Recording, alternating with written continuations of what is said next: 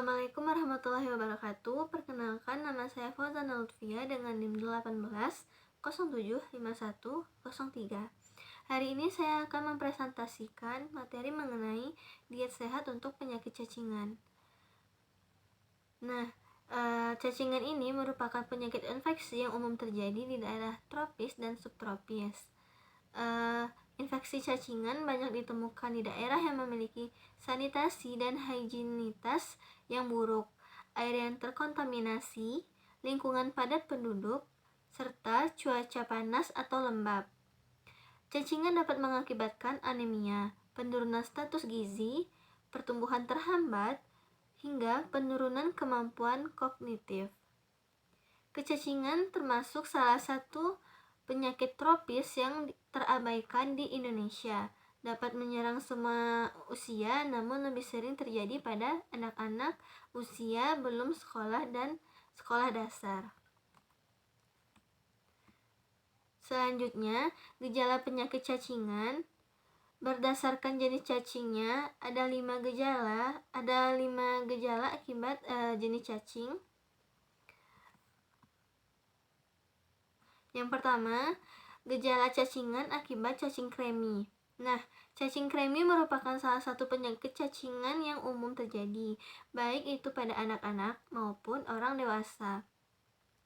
Infeksi cacing kremi ini lebih dikenal dengan sebutan kremian.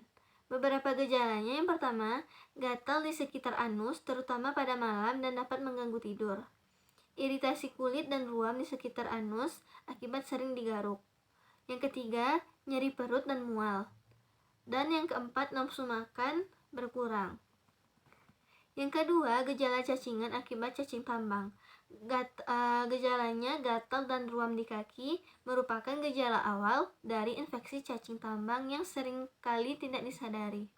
Gejala ini dapat terjadi ketika cacing tambang memasuki kulit. Setelah kulit, cacing bisa masuk ke sistem pencernaan dan menimbulkan beberapa hal seperti sakit perut, diare, nafsu makan menurun, berat badan menurun, kelelahan, dan anemia.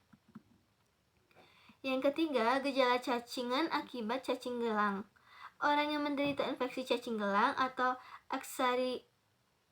askariasis akan mengalami gejala yang terbagi dalam 2 tahap, yaitu gejala saat larva berada di paru-paru dan kerongkongan, kemudian saat larva kembali ke dalam usus dan menjadi cacing dewasa. Gejala yang dapat terjadi: sakit perut, mual dan muntah, diare, BAB berdarah, nafsu makan dan berat badan menurun. Yang keempat, gejala cacing akibat cacing pita. Gejala cacingan akibat cacing pita bervariasi, tergantung infeksi larva di dalam tubuh. Jika larva menginfeksi usus, gejala yang dapat muncul meliputi mual, lemas, diare, serta nafsu makan dan berat badan menurun.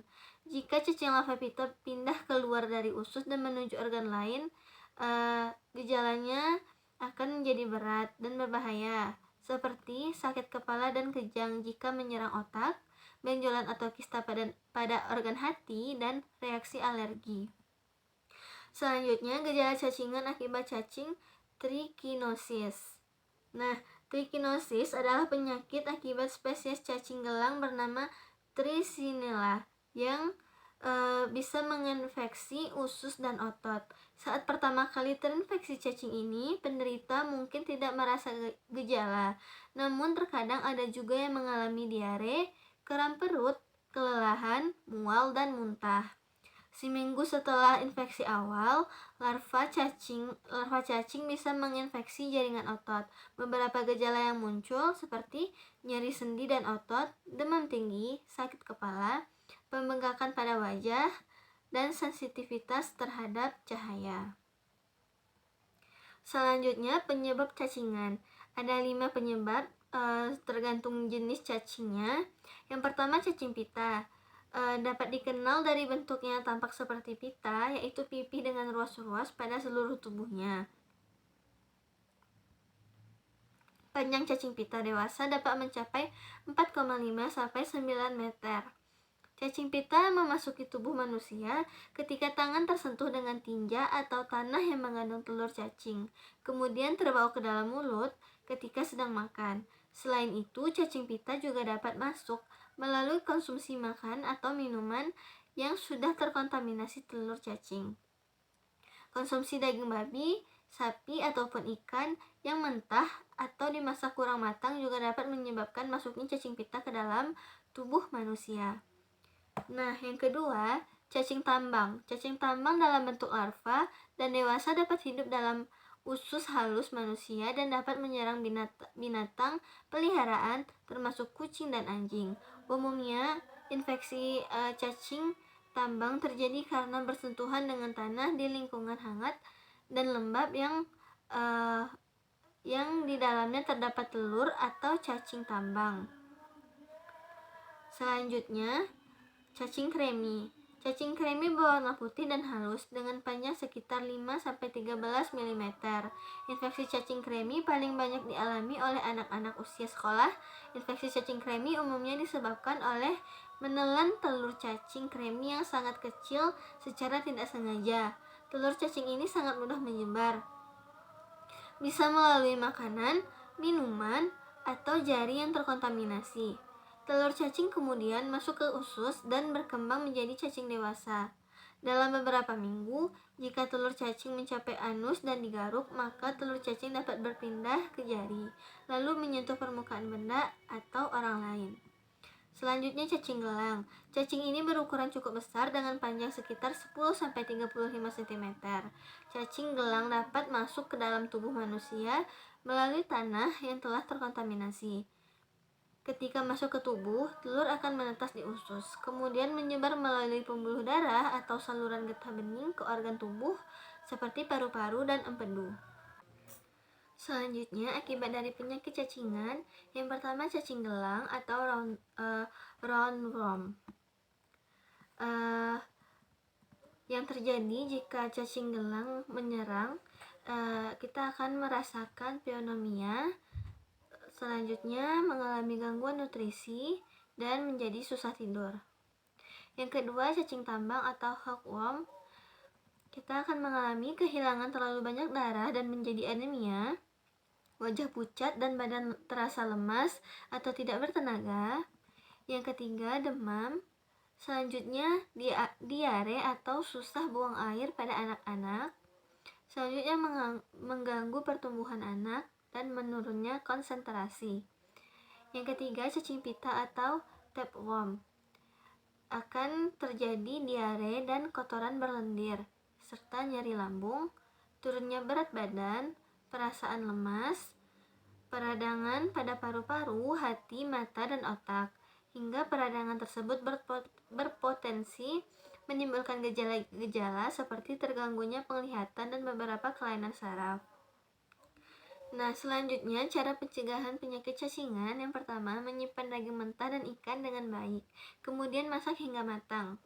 Selanjutnya, mencuci buah dan sayur dengan benar sebelum dikonsumsi. Yang ketiga, ganti pakaian dalam dan spray setiap hari selama terinfeksi. Yang keempat, cuci pakaian tidur, spray pakaian dalam dan handuk dengan air panas untuk membasmi telur cacing. Yang kelima, hindari menggaruk daerah sekitar anus yang gatal. Gunting kuku agar tidak ada tempat untuk cacing bertelur, dan jangan menggigit kuku. Selanjutnya, cuci tangan dengan teratur, terutama setelah buang air. Mengganti popok bayi sebelum memasak dan sebelum makan. Selanjutnya, hindari berjalan tanpa alas kaki dan menyentuh tanah atau pasir tanpa sarung tangan. Selanjutnya, jika terkena infeksi cacing, basuh bagian anus. Selanjutnya, pada pagi hari untuk mengurangi telur cacing, karena cacing biasa bertelur pada malam hari. Cara pengobatan penyakit cacingan ada dua cara, yaitu cara alami dan dengan pengobatan kimia. Untuk pengobatan alami, kita bisa menggunakan yang pertama bawang putih. Sebuah penelitian menunjukkan bahwa zat antiparasit yang terkandung dalam bawang putih mampu membasmi telur cacing, sekaligus mencegah cacing parasit bertelur lebih banyak dalam tubuh. Cara mengobati cacingan menggunakan bawang putih bisa dengan mengkonsumsi irisan bawang putih mentah secara langsung atau mencampurnya ke dalam makanan.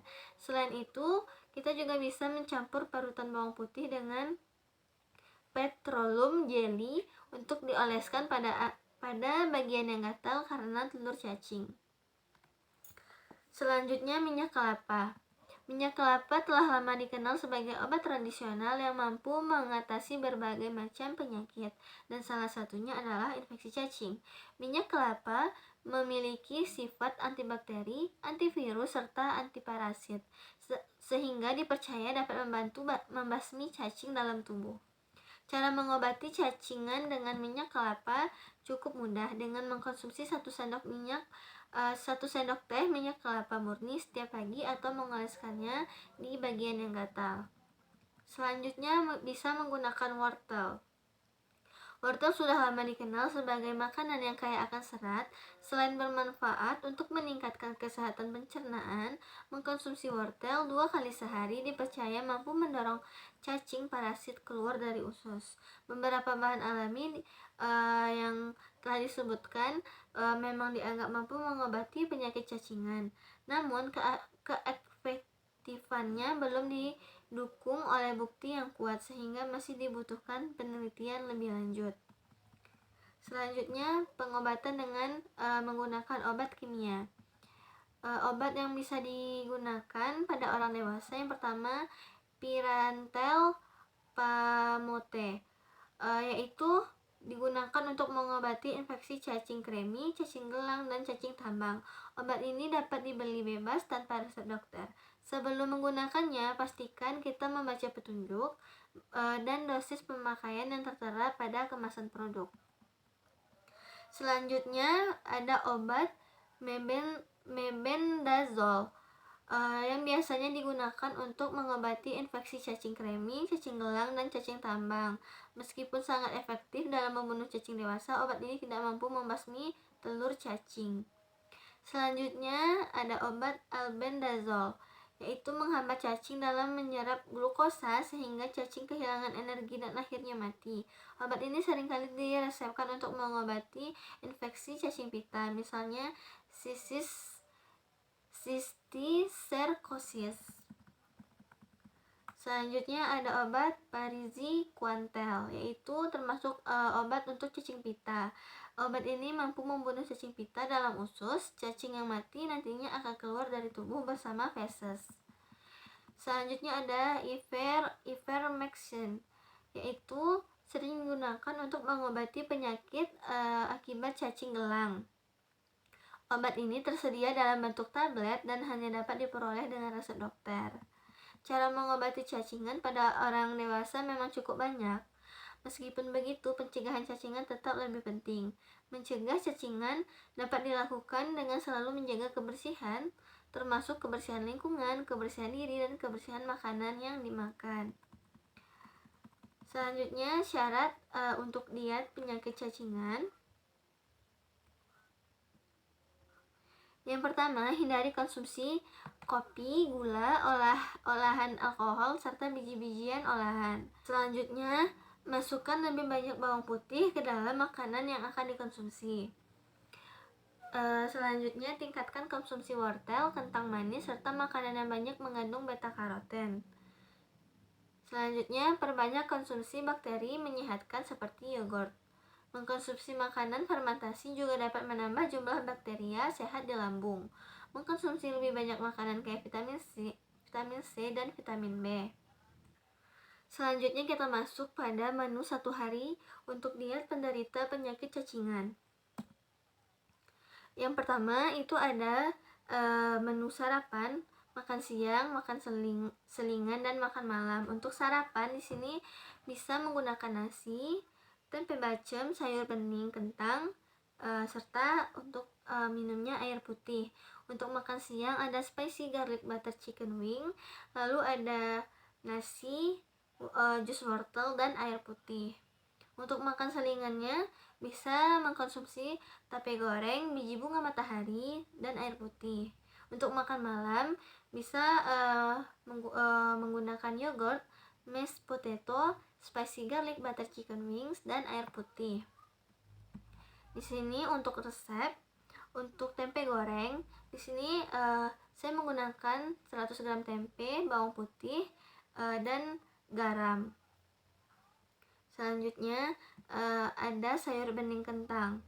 Sayur bening kentang ini saya pilih karena dalam syarat diet untuk penyakit cacingan dianjurkan untuk mengkonsumsi kentang. Jadi di sini untuk sarapan saya memasukkan sayur bening kentang sehingga kebutuhan akan gizi dari kentang ini dapat memperkuat seseorang pasien yang sedang mengalami cacingan.